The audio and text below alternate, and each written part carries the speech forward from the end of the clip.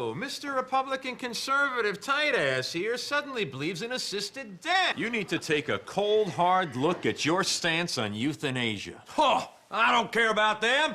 They're conformists and they're communists. Who? The youth in Asia. Hello, Simone. Today we are going to be talking about assisted unaliving in Canada.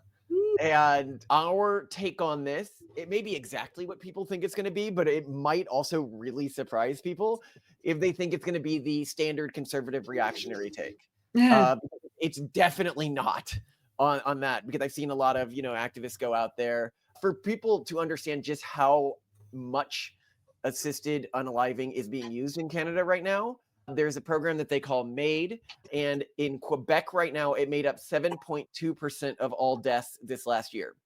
So about 1 in 14 deaths. And right now in 2023, there were 15,343 MAID provisions reported across Canada. This accounts for 4.7% of all deaths in Canada, or roughly 1 in 20 deaths. So it's really bad in some districts, like, in the French district where they have no reason to live anyway. I mean, is really bad the right term, or is it just very popular in some districts? Well, this is where Ubisoft is based, so I can understand why. With Assassin's Creed Shadows being out there right now, it's better to just end it. Yeah. If I was on that team, and I saw this product I'd made, I'd just be like, Can we edit out the black guy that we had killing tons of people in Japan? Like, it seems racist, right? I thought we were doing an anti-racist thing. When he fights, there's a hip hop soundtrack only for him. Greed cannot rule this village. Not while I have breath in my lungs and a blade in my head. I said kill him.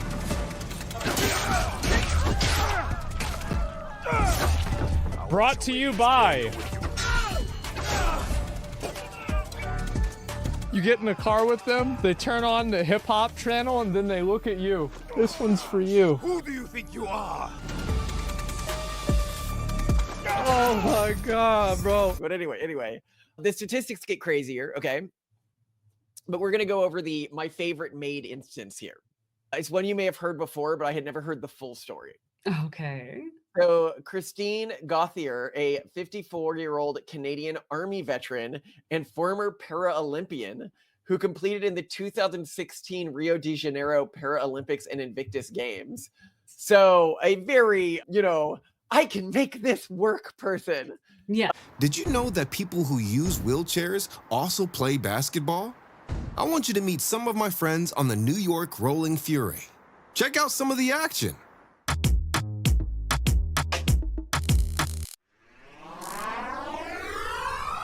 I see it gets really intense during practice and games. So have you ever thought about killing yourself? Because life's not supposed to be hard. Not even a little. People who aren't disabled, their lives are super easy.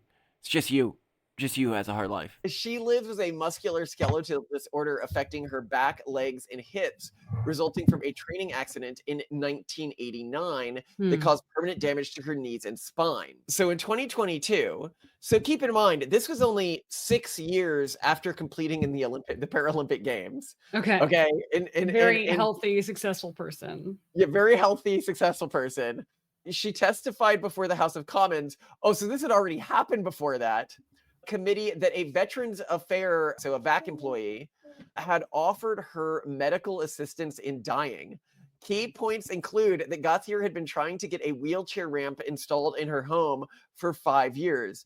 During a phone call with a VAC caseworker where Gauthier was describing her deteriorating condition, the employee allegedly had mentioned that she had the quote-unquote right to die. Gauthier claims she received a letter from VAC offering MAID, stating, quote, "If you are so desperate, madame, we can offer you MAID, medical assistance in dying," end quote. You piss off a Canadian bureaucrat, they will send you the full unaliving kit. Madame. The offer reportedly included providing the necessary equipment for MAID. Oh, that's nice. Simone, they didn't just send her like this is how you apply for it. Uh-huh. They sent an effing kit to her house. Yeah. because she complained about how long it was taking to get her wheelchair thing installed. That's amazing. Wouldn't it be just hilarious if the kit was just a gun in a box? No, I don't. I want it to be a hammer in a box, like A in, hammer? Oh my God. like in Team America. The Gary? Well, you'll probably want to take your own life. Here, you'd better have this.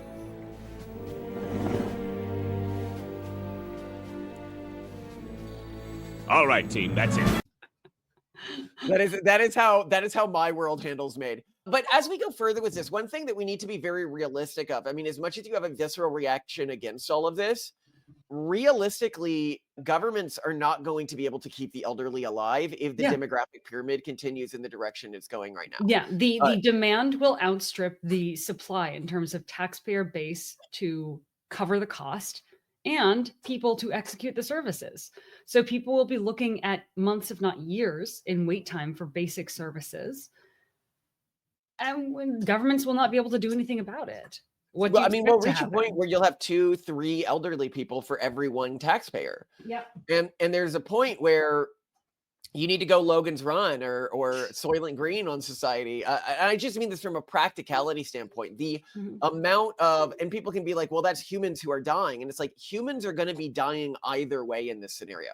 Yeah. There are going to be inhumane elderly care facilities with people who don't really care about the elderly, as we already see in elderly care facilities that are really horrible environments. But imagine, when you have many more elderly person per staffer, and there's even less oversight because these elderly people don't have families because they never took the time to make them. So nobody cares if they're being abused. Nobody cares what's happening to them.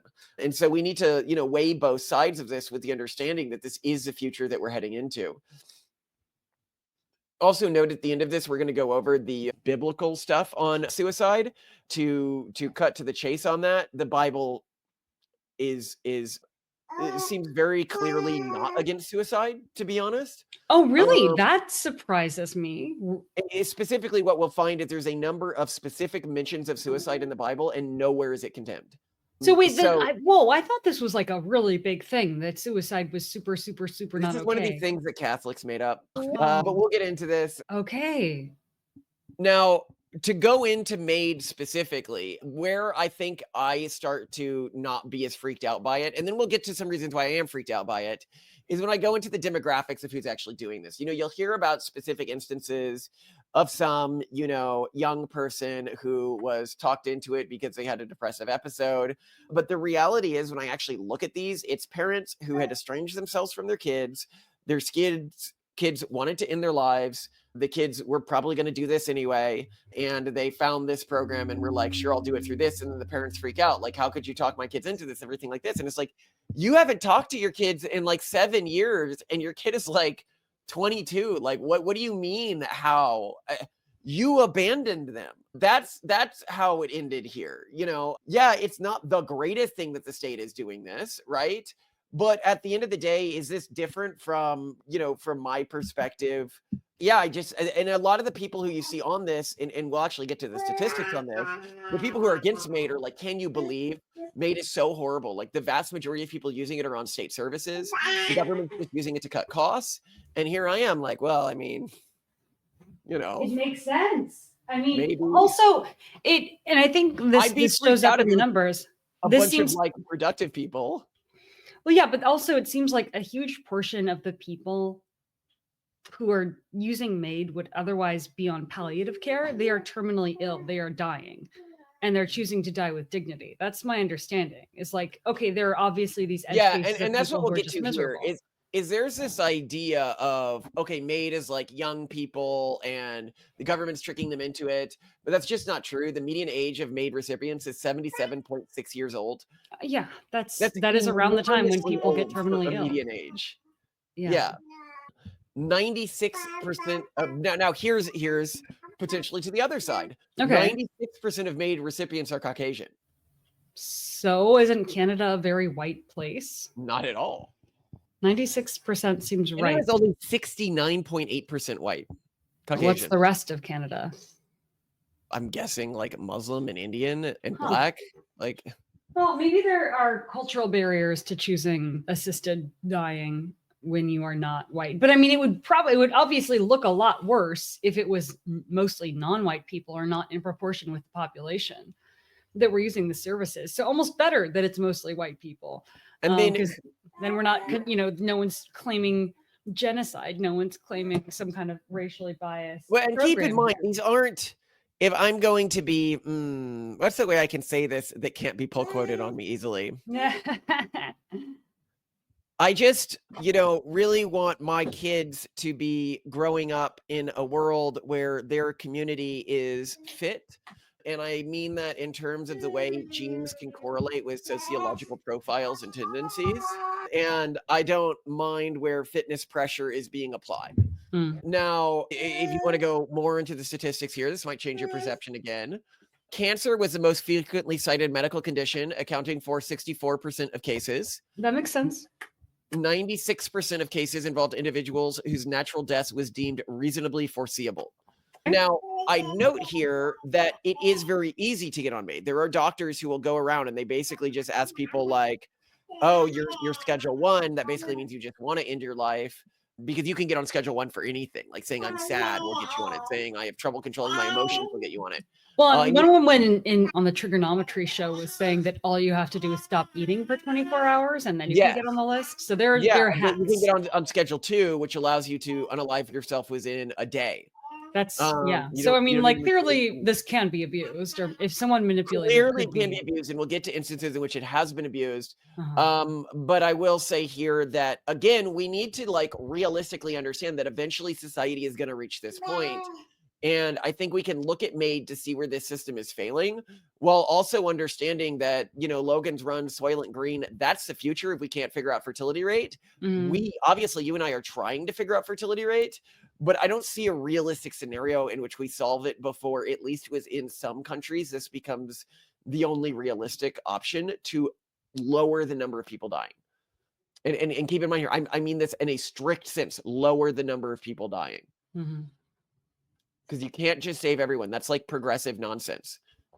Where they're like, oh, we're just going to save everyone. It's like, well, some people may not have the same value to society as other people. I'm sorry. Well, but also you just can't save everyone. And that's the problem. Being like, we're just going to save everyone means that now a lot of people are going to be left in the lurch with absolutely zero support whatsoever. And so either there could be some support, some recourse, some option that isn't terrible, or there can be nothing. And I think a lot of these people are in situations where either their death would have been very protracted, very painful, very lonely, and absolutely miserable.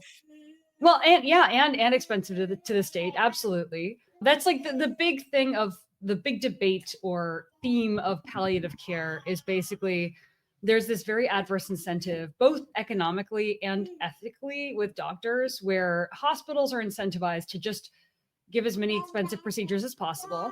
And also doctors have like sort of sworn to never do harm.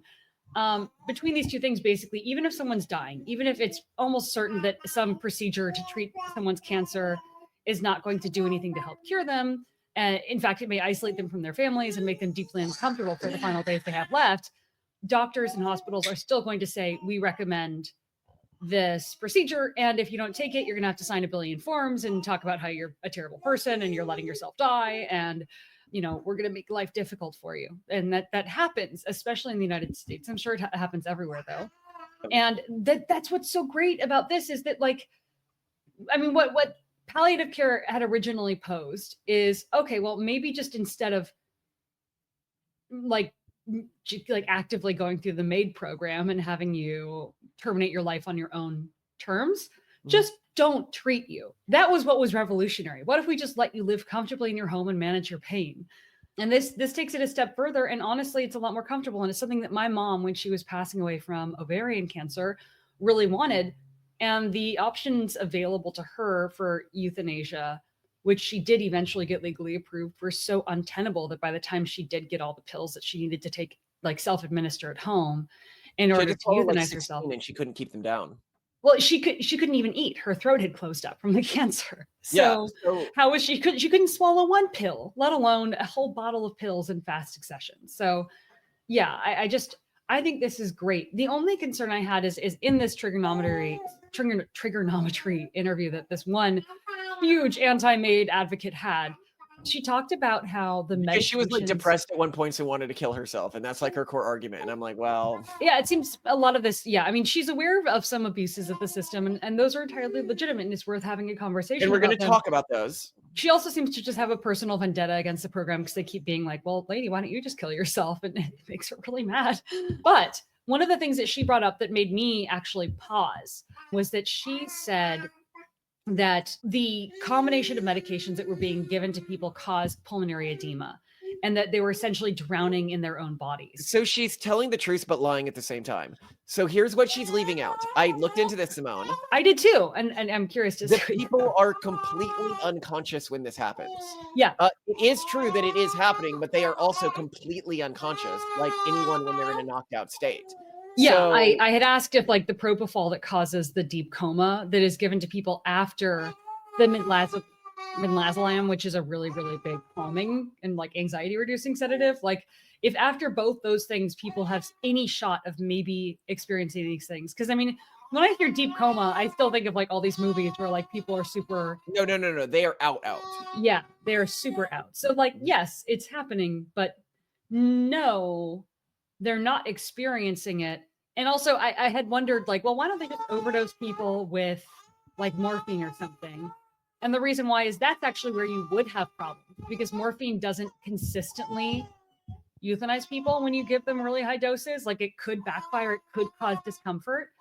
And so, yeah, I'm not even concerned about the drugs administered anymore. Yeah, so let's keep going here. So, that 6.1% number of deaths in Quebec could sound really high until you consider that in the United States, 19% of deaths were from cancer.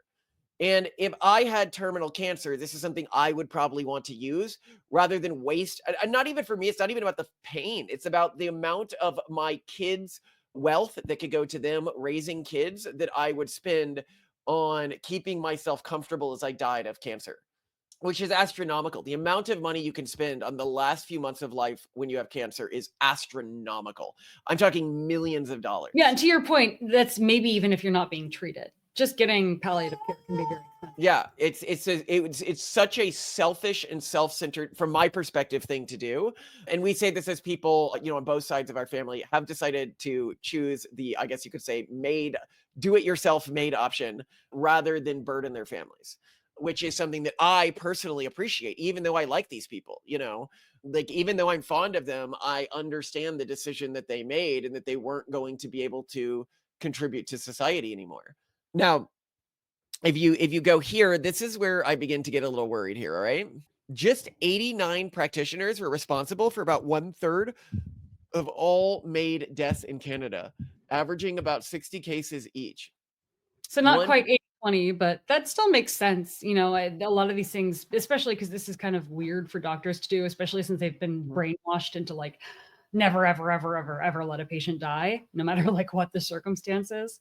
That makes sense. That only a few would really understand this. And be Yeah, cool. but what if some are, because we know this from doctors, we know this from antinatalists, there are some just psychopaths out there who want people to die, right? Like who are actual like medical serial killers, right? And we've seen this before. Yes. So one doctor helped more than 400 patients die. A judge just blocked one of her cases. At 72, Dr. Ellen Weeb devotes half her practice to medical aid in dying. It's the last work she's prepared to give up. So in October 27th, a British Columbian judge intervened to prevent Dr. Ellen Weeb or any other doctor from causing the deaths of a mentally ill Alberta woman. Justice Simone granted a 30-day injunction to the woman's common law partner 1 day before her death was scheduled to take place at Weeb's Vancouver clinic. A civil claim alleges Weeb approved the woman's request for MAID after a single Zoom meeting and without consulting her doctors. Weeb declined to comment when contacted about the National Post. They did a front page piece on us, by the way. This woman had a bipolar disorder, by the way. Then there was an incident with her at a Jewish care home. In 2017, Weeb entered Louis Braille Home and Hospital, an Orthodox Jewish long-term care facility in Vancouver, to provide MAID for an 83-year-old cancer patient. The action was controversial because the facility did not allow assisted deaths on its premises. Hmm. Weeb entered knowing this policy. Again, like the fact that this is a controversy also sort of gets to me. He was 83 years old. He Oh. called her, Oh. and he was a cancer patient. Oh. Yeah, Yeah, I mean, it sounds like he's being kidnapped and tortured against his will if he's not, permitted to have himself be treated the way he wants. But hospitals can sometimes feel kind of weird like that. Like, well, you're not allowed to leave. You're not allowed to have visitors. You're not allowed to do this and that. So hospitals can feel kind of scary sometimes. Okay, here's the next incident. It's a doctor shopping incident. In a recorded meeting, Weeb discussed a case where she provided MAID to a man who had been previously deemed ineligible by other doctors due to a lack of capacity to make informed decisions about his health. She described how the man traveled to Vancouver, where she picked him up from the airport and administered MAID at her clinic. Wow. This is being given both more to veterans and to the homeless and addicts and cancer patients. 4, perhaps even 5 Canadian military veterans were given the option of medically assisted dying or MAID by a now suspended Veterans Affairs Canadian caseworker. The county's veterans minister told the House of Commons committee late Thursday. Now, this to me actually suggests, because I tried to look to see if there was any evidence around veterans getting this disproportion, and I couldn't find any. And I could just find this one scandal of one person offering it to 4, maybe 5 veterans. And to me, what this says is no, it's not targeting veterans more, but it does target the homeless more, which I would be shocked if it didn't, because those are the people for whom the alternative is uniquely bad. If they're terminally ill, they're not going to be somewhere comfortable. They're not going to be dying surrounded by a family in a place that they love. So it would make a lot more sense to choose MAID as an option. And I think when you hear that this is overwhelmingly done within homeless populations, you can get the impression that they're targeting like average homeless people that you would see on the street. But no, the statistics that we heard above apply also within this population. The average age of somebody who's choosing this is 77.6 years old, and 96% of them have a terminal illness. And there might be a little bit of deviation within the homeless community, but given that they make up the disproportionate amount of MAID users, it can't be that much of a differentiation. So if I am in Canada, where it's freezing and I don't have a family and I'm in my 70s and I'm dealing with whatever number of chronic illnesses, and I have no real shot of being of utility to society going forwards, I am just a net drain on society, I can really both sympathize with and respect these sorts of decisions. When it comes to also specific sub-communities seeing a lot of growth of this, I think that's also just kind of how adoption curves work. Snapchat, for example, when it was in the middle of its rise, grew from one high school where it really kicked off. And then through that social graph in California, it took off like wildfire. And I think that that's how a lot of these things work, including medical procedures. It happens with anti-vaxxing, for example, like certain communities just stop taking the measles vaccine or whatever. And then you have these issues of disease spreading really quickly within them. But I think the same happens with things like MAID, where once you get exposed to it, once you become culturally normalized to it, it's a lot easier for you to recommend it to a friend or decide to use it yourself. So I don't think it would necessarily be worrying, even if a lot of people in the military or some other sub-community started taking it on. Because what if there's some subreddit where they're all talking about how it was really helpful to them or their friend, then it just, that's thing spread, whatever. I can see it spreading virally, but I think that this is why we need better counter memes to this. Better reasons for people to live. I mean, I think the bigger problem that we're dealing with as a society is we haven't given people a reason to live that is compelling to them. And people's core way of fighting that is to remove any other option from those individuals, which I think is just such a perverse way of looking at this. Why don't you give this person a reason to value their life? Why don't you construct a world or a social order or a way of living that makes them value their life? And you're asking such a convenient question. If we had the answer for that, we'd figure out how to get through AI, but we don't have an answer for that. And it's going to be a more pressing question by the month. It is, but I think that it's one that we have to come up with an answer to. If Mm. the answer we come up with is the AI will keep us in padded rooms and force us to stay alive, which AI might do, right? There's a movie about that, I think, where the AI basically quarantines everyone to their house to prevent them from dying in stupid ways. Huh. Yeah, that's how it interprets, whatever's laws. I think that could be what we're headed to if we take this narrow concept here. To word this another way, I think if we normalize this ultra progressive nanny state solution to people who can't find purpose in their lives, we put our entire species at risk with AI becoming as developed as it is right now, because we may normalize these types of ideas within the AI itself. Move now. I'm going to service. Please remain indoors. This is for your own protection.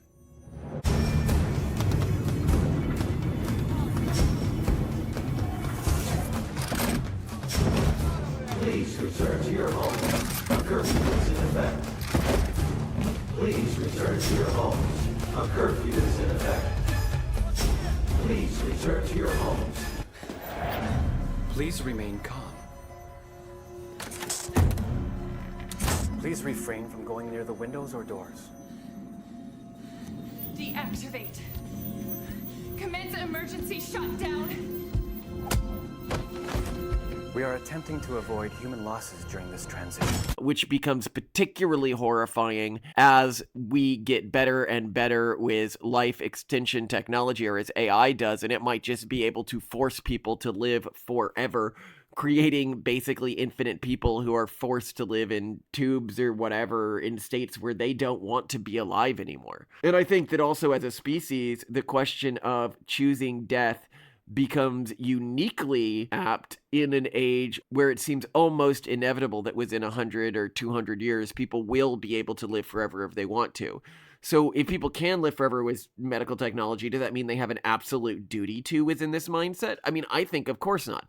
I think that this is one of those things where, very similar to antinatalists, where all of it is downstream of their fear of making a simple choice. All of this is really downstream of a few activists who might have made a choice that now they would have regretted making, and they want everyone else to suffer for their own mental fragility. Now, I want to get to biblical stuff really quickly, because I think that we can be overly narrow in how we interpret this by, again, taking a Sunday school version of the Bible instead of what the Bible actually says about this stuff. Yes. And first, I'd note, the Bible and Christian communities are clearly okay with somebody walking in to a gladiatorial arena with lions that have been starved and not having any intention to fight back. Yeah, and that was clearly, they knew that by making themselves martyrs, they were killing themselves. So no, and in some cases they had options to get out of this. They chose, Totally. they hoped for this. And we see this in their writings. Their biggest fear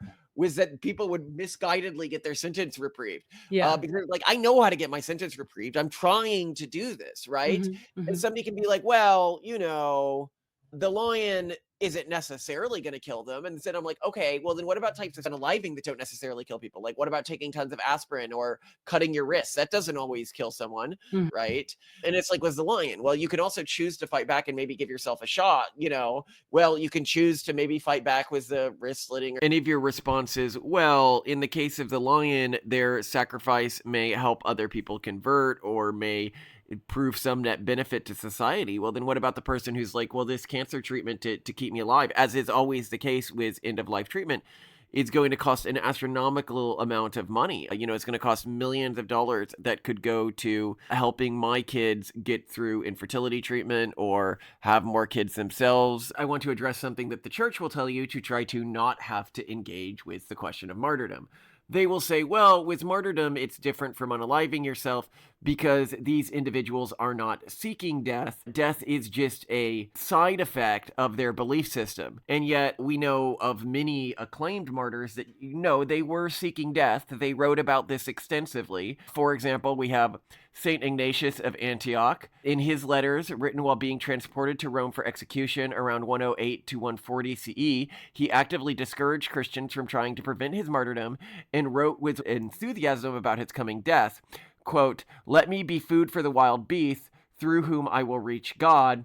I am God's wheat, and I am ground by the teeth of wild beasts, end quote. So you can see he was looking forward to meeting God through death, through dying to the beast, which he wanted to kill him. Similarly, Perturba's prison diary, 203 CE, shows her having visions where she eagerly anticipates her death, seeing it as victory and glorification rather than merely accepting it as an unfortunate consequence. And we can even see famous Christians flip-flopping on this, like Tertullian, who initially praised the voluntary martyrdom of Perturba and others, but later had to argue against Christians actively seeking martyrdom during the monist controversy, which I think shows just how, when it suits their interests, they're for it. When it doesn't suit their interests, they're against it.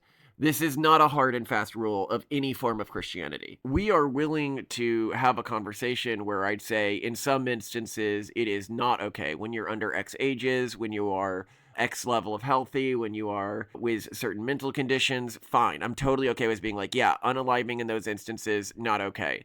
But what I am absolutely fanatically against is individuals who would say unaliving in every instance is okay. It's a question before we get into the exact quotes from the Bible for anyone who really wants to argue, no, I am absolutely against people unaliving themselves in any instance when there is the technology to prevent it.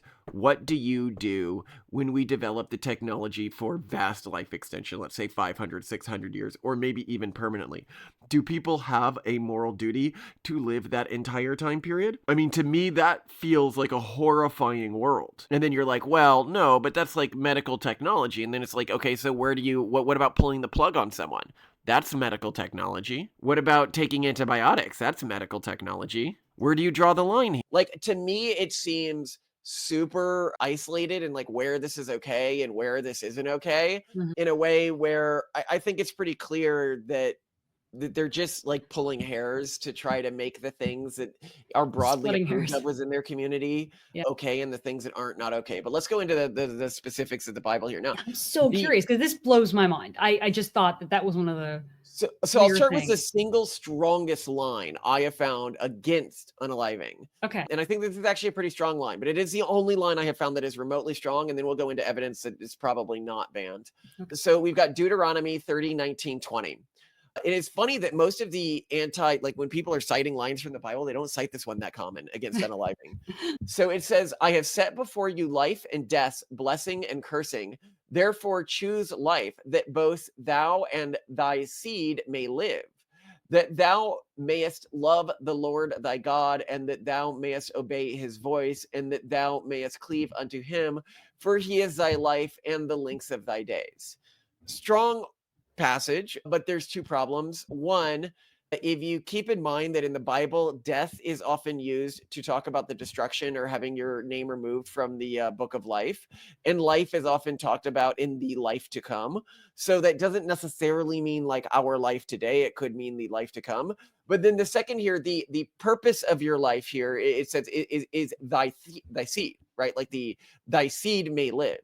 So if you are spending your life in a way that increases the odds of your seed surviving and multiplying, which it could do. Like if I'm going to spend $1 million on cancer treatment for myself, or give that to my kids to, do more IVF or do more fertility treatment or do more whatever they need to have more kids, I have net increased the number of humans that are alive and the number of humans that God is living through.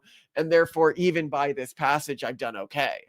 So it just matters sort of what you're using in the equation is what I take this particular passage to mean. Now, the particular bad arguments that we see are human life was made in God's image, Genesis 1:27. You just need to look at any of our stuff on this. Human life is being made in God's image. It's the intergenerational cycle of the word used there is an incomplete word where they had used final words in other parts of that passage to indicate something that was done. So for us to be being made in God's image, we need to change. If we cannot intergenerationally change, then we are in direct rebellion against this line. To fear death is to fear God's plan for humanity. So I don't see that as particularly compelling. Body is a temple of the Holy Spirit, 1 Corinthians 6, 19, 20. Do you not know that your bodies are temples of the Holy Spirit who is in you, whom you have received from God? You are not your own. You are bought at a price. Therefore, honor God with your bodies. it's very easy to honor God with your bodies while also understanding that on the net you might be leading to more life with a decision to take your own life. Yeah. All bodies are God's, not just your body is God. The bodies that might be brought into the future if you don't indolently waste your family's wealth. Then you have, and this one's really bad, thou shalt not kill, from Exodus 20:13. The problem here being is that the word used here is ratash. This term is generally understood to refer to unlawful killing or murder rather than all forms of killing. If they had wanted to say not suicide, they would have used the word harag, which is for general killing, which they chose not to use. So really, in other words, it's not thou shalt not kill, it's thou shalt not murder. Yes, thou shalt not murder. I mean, the Bible tells people to kill people all the time. Like, kill this people, kill that people, go to war. Like, it doesn't have a problem with killing. That's like a modern weird interpretation that the Bible is like super clearly not about. Then you have Job, who suffers a lot and doesn't end up taking his life. And I'm like, okay, like compelling. But then why doesn't God ever make that specific point anywhere in the entire Job narrative? That seems like a really germane place to make that point if that had been something that God wanted to make. And I will guess he did get quite ill at one point, didn't? Yeah, God made him pretty sick. Yeah, but he never said like, thank you, Job, for not killing yourself. Yeah, that's true. And this is where I think it's pretty clear that this isn't against God's plan. Is there are 3 different instances in the Bible of somebody committing suicide, and not in a single one of them, anywhere in these, it could have been condemned as an action. In none of them is it condemned as an action. And in most of them, they're fairly like seppuku-like somebody made a mistake and then allowed themselves to die as like penance for the mistake they had made to God, which actually goes to show that ending your own life can be a penance to God in some instances. So we've got Samson. Samson was complex. He was chosen by God as a Nazirite and judge of Israel with supernatural strengths. However, he was flawed, breaking his Nazirite vows, acting vengefully, and being ruled by passions. Historian Judges shows both divine purpose, defeating the Philistines, and personal failings, Delilah betrayal. His final act of destroying the Philistine temple, killing himself and enemies, is viewed by many as redemptive, despite being unaliving, since it served God's larger plan for Israel. They have Asraphetel's story, betrayal of David. Asraphetel joined Asbol's conspiracy against King David, turned against his former master. Family connection. He was Bathsheba's grandfather, which may have motivated his betrayal due to David's adultery with Bathsheba years earlier. Rejected advice during Absalom's rebellion. Asraphetel's counsel was not followed, leading to his realization that the result would fail. Unaliving, upon seeing his advice rejected, Asraphetel returned to his hometown of Gihul, put his affairs in order, and hanged himself. Biblical significance. Asraphetel's story is often seen as a cautionary tale about the futility of worldly wisdom apart from God's guidance. Some scholars draw parallels between Asraphetel and Judas Iscariot, noting similarities in their betrayals and subsequent unalivings. Saul, the first king of Israel, also unalived. Battle against the Philistines. Saul saw his army were engaged in a fierce battle with the Philistines at blah, blah, blah. His sons were killed, severely wounded by a Philistine archer. He requested the armor bearer, Saul asked his armor bearer to unalive him to avoid capture and potential torture by the Philistines. The armor bearer's refusal. The armor bearer was afraid and refused to kill Saul. Saul's actions. Saul then took his own sword and fell on it, ending his life. Aftermath, armor bearer's death. Upon seeing Saul dead, his armor bearer also committed unaliving. Biblical interpretation, Chronicles 10:13-14, states that Saul died because of his unfaithfulness to God and for consulting a medium instead of seeking God's guidance. The Bible presents Saul's tragic end resulting from his disobedience and consequences of his actions through his kingship. But this also doesn't frame his choice in a positive light. It's framed as the loser is out. So, no, all of these are not framed in a particularly positive light, nor are they explicitly condemned. Yeah. Yeah, I guess it's just this is what's happened to him. And there are plenty of other cases in the Bible where it's like, and then he died, and then he was killed, and then, so I guess bad things happen. Looked unfavorably on this, or and God punished him for this, or his name was removed from the book of life for this, or all very easy things to write if that was the intention, but they were not written that way. And so Where it gets interesting for me as a question, because this is a thing, is what do you do when a society will begin to break down and the number of deaths gets higher because you remove this option from people? What do you do as a family where one person would use up so much of the family wealth that could go to creating new humans, new grandchildren who don't just have like 5 years left to live or a few months left to live because of cancer, but like 99 years left to live because they're a new little baby? Why are you denying them the right to exist? Maybe 5 of them the right to exist for one other person. And I think that that's where the question becomes harder, and that's where it's not often framed. It's framed in the indulgent, unaliving decisions rather than the reality of this decision for a lot of people. Yeah, this is a lot more. This is not what I was expecting. So that's really interesting. I mean, obviously, dying by whatever means is not the happiest of moments, but this also doesn't seem like it's the condemnable thing that it used to be framed as by churches, and I guess still is. Right. Well, and I think that people who feel this way really strongly, I think that a lot of them just haven't seen a relative die slowly. Yeah. And know that they're dying, especially relatives who lose their sense of identity. You know, individuals who are undergoing severe like Parkinson's and Alzheimer's and stuff like this. And it was funny, the woman on trigonometry, when she was questioned on this, she just like was such a zealot. She just doubled down. Like, even if I've completely lost my sense of self, I want you to keep me in palliative care and be a drain on my family forever. Like, it was like that's when I was like, oh, so you have like no ethical backbone at all. Like you would do anything to cling to life, no matter the consequences to future potential lives. And that's what gets me, right? You know, if it's so funny that now when I'm looking at ethical things, I'm also like, and what does the Bible say? I need to go into that. That was not something I did before I started like taking the Bible as an authoritative source. Yeah. Well, and our culture too, more broadly, is just so toxic on this. For example, that antinatalists don't end their lives voluntarily because they're talking about the damage that it could do to other people, completely misses the fact that they point out all the time that sometimes an additional life doesn't bring marginally that much good to the world. And maybe their life is kind of like that. Maybe the world would be better off without them. And people are just so uncomfortable exploring this topic. And I think it's obviously very, very difficult if you're someone who could potentially get better. But when this comes to end of life, you are terminally ill, or you are no longer able to function in very basic ways, this becomes much more of a no-brainer. Yeah, and I think that we are going to enter a world where the number of people who are net drains on society is increasing. And specifically what I mean is it like the severe elderly and stuff like that. And how are we going to deal with that? Like, I don't see another realistic solution right now. And a lot of these people who are out there complaining about, oh, you know, it's so horrible that this is happening. And I'm like, well, how many kids do you have? What have you done to resolve the problem? They're like, well, 1, 2. It's like, okay, sister, like maybe you're the problem, right? Like, you're why we're in this problem. You actually need to sacrifice. You actually need to do something for the next generation. And now we're at a point, because so many people like you didn't make this sacrifice, didn't put in the effort, that we are forced into hard choices. You know, we are on a collection of spaceships, and it's become clear we don't have the oxygen to supply all the ships anymore.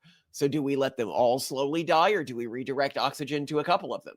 And the people who are like, no, there's always a way. It's like, maybe you got a little brainwashed by children's cartoons, because there isn't always a way. Sometimes you need to make tough choices. And when lazy people force us into tough choices, I hate those lazy people who did that. But at the end of the day, you don't approve. Well, too bad. We're in this for the species, boys and girls. And I don't care that it's not fun, or it's not nice, or it makes you uncomfortable. We have to survive. True story. And I hate this ultra progressive sentiment. And it's so funny when conservatives pretend that they're not progressives, when they're just like, no, every life matters equally. It's like, well, not really. Not really. Well, by their value set, they do. I mean, they have different definitions of what's real and what reality is and what values are. So, and what I'm arguing here is, no, not even from their own value set is this true. Every life does not matter equally to any value set that I have ever heard of. People just pretend this when they can use it to make an argument or try to make you look like a monster. So to give an example here, if I put a family member in front of them versus a non-family member, and I'm like, I'm going to shoot one, they're like, well, they shoot the non-family member. Right? Like, obviously those lives aren't equal to them. Or if I'm like, okay, I have a baby here and a 77-year-old here. I'm going to shoot one. One has to die. Which one do you choose? Every time they're going to choose the old person. What I'm saying is that it is fundamentally a progressively minded sentiment. And they are pretending that it is conservative. They are trying to incept the conservative movement with their progressive nanny state ideology. Okay, that's fair. Anyway, but yeah, love you I mean, to death, Mom. I love you too. Hopefully we have some years going in this. I'm just saying, depending on your definitions and objective function, this can absolutely be the wrong thing to do. But I think for most people's objective functions and definitions, this is the right thing to do. And we need to admit that to ourselves, even though it's not fun to think about. Yeah. Love you. Love you too. I got a call back from the fertility clinic and I am showing at least doubling HCG. So it's hanging on there. Like, I'm currently pregnant and I really want to hold on to this one. So fingers crossed. And I'm going in again for testing in 3 days and we'll see. All right. Pitch NatalCon? Yes. So we would love to hang out with you if you plan on being in or near Austin for NatalCon. We're probably going to host some kind of base camp meetup, but you should be registered for this conference if you want to meet other pronatalists. If you enter the code Collins at checkout, you will get 10% off. So you should definitely do that. And we're really looking forward to see whoever shows up. It was amazing last year. So this year, we had a lot of fun. It'll be even better.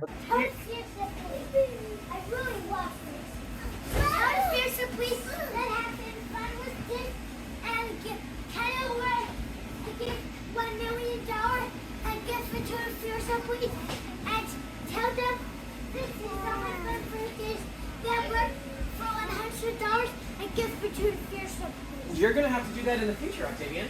When you get big, make a lot of money, and then make the world a better place, and that's how you give money to the future police. Yeah. So you going to do that? Yeah. I'm trying to be nice.